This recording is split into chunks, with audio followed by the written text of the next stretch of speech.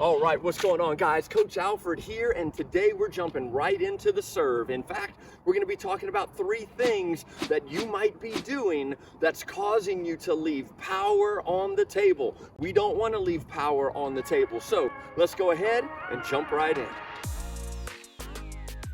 All right, guys, so here's the first thing. Watch this serve. I'm set up, I get in the trophy pose right here, and watch this.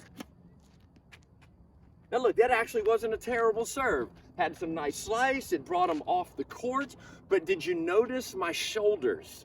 The shoulders are so key. When a lot of players get into that trophy position, the shoulders stay lined like this. If that's the case, we are leaving power on the table. Look, when you are in your coiled position, that right arm goes up, and this raises the front shoulder. That's beautiful. We want that. But we also want the back shoulder to drop down. This is called shoulder over shoulder, and it sets you up for the unleashing. If we don't get to here, then it's just a flat, dead shot, okay? So how do we get in that beautiful angled position? Well, so it's all about the back leg right here. Watch. When I toss the ball up, my front shoulder goes up. That's a beautiful thing. When I load my back leg, I put the weight on the back leg. Look at what happens here. Bam! Now there's a beautiful line happening from my front shoulder to my back shoulder all the way to my elbow. Elbow, shoulder, shoulder. Also notice that by loading the back leg and getting this lined up like this, notice the other 2 things.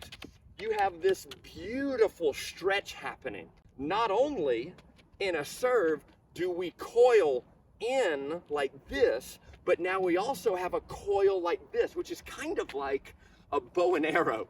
You pull that string back and it bows like this right here, and then when you let that arrow go, you get power. This is a really good practice. You also have your hip going into the court. A lot of players like to force that, and that's never a good thing.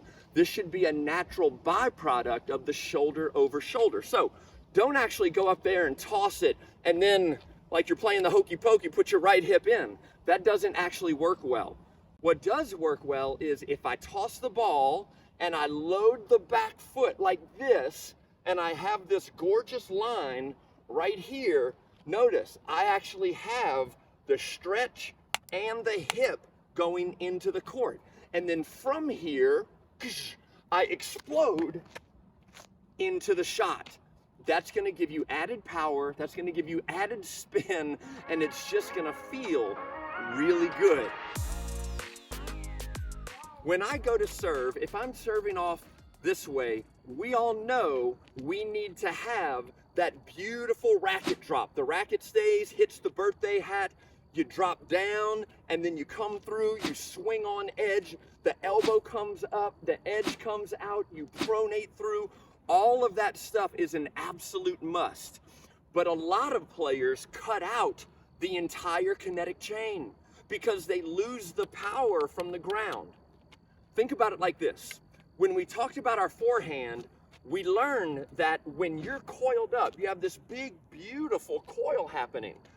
First thing that happens is your legs explode, your hips open, your arm pulls, and only then does that racket lag and flip. We don't ever lag, flip, and then push.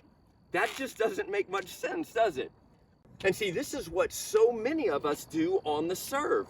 We actually get up, we get nice and coiled, and then we racket drop and then push. That's exactly like doing that terrible forehand where we lag and pull and then explode. Neither one of them make any sense. So we need to flip it. We need to reverse it. We don't want the racket drop leading to the leg drive. We actually want the leg drive to lead to the racket drop.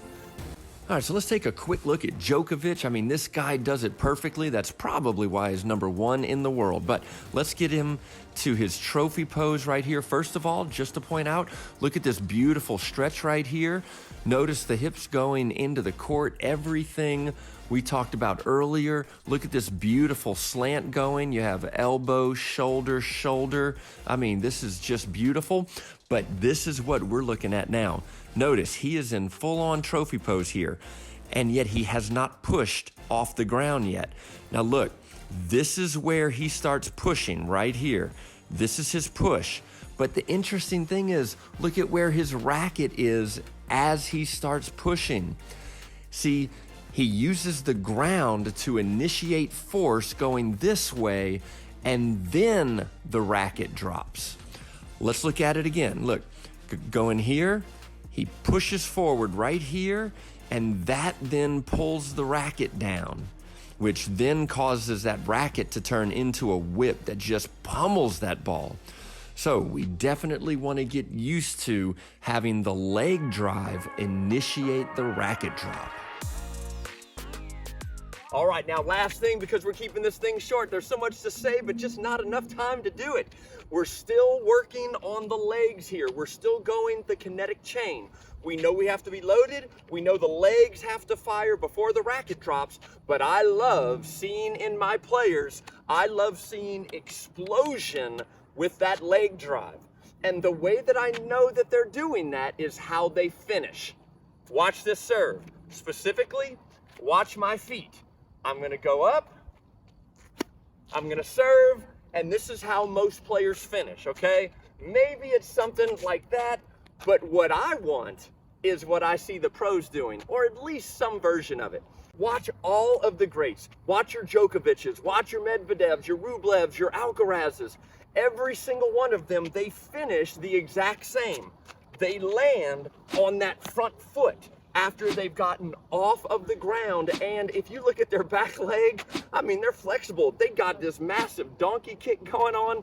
I'm not looking for that level maybe, but what it tells me is that they're using that kinetic chain starting from the ground to add in power.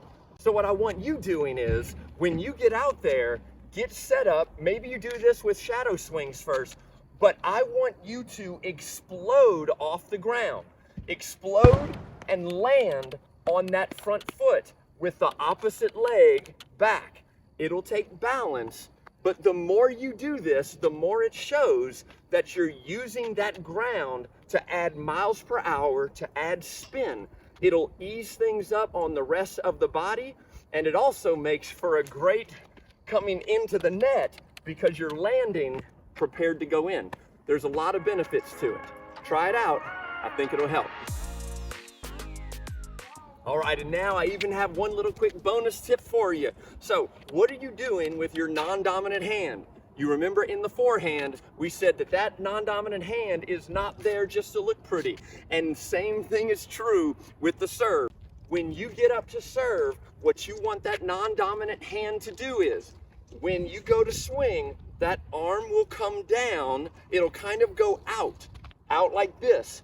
But I want you to finish that swing by pulling it into the body. Okay, I don't care where it goes, maybe here, here, here, here. Wherever you want to put it's fine, but look at what it does. The non-dominant hand sets us up for the shoulder over shoulder, but a good serve switches it to where you go like this. It's kind of like doing an aggressive cartwheel. I would do one for you now, but I'd probably pull a groin. Don't want to do that. So right here, we're up, and then the hand comes down, and then we pull it in, and it brings the other shoulder over to crack that ball like that. I think that one's gonna help you too. That was just a little bonus. All right, guys, there you have it, 3 tips and a bonus. I hope they help your game. If this does bring you value, hey, be sure and click that like button and or subscribe. We have a lot more videos coming soon. But outside of that, thanks again for watching, and I hope to see you on court soon.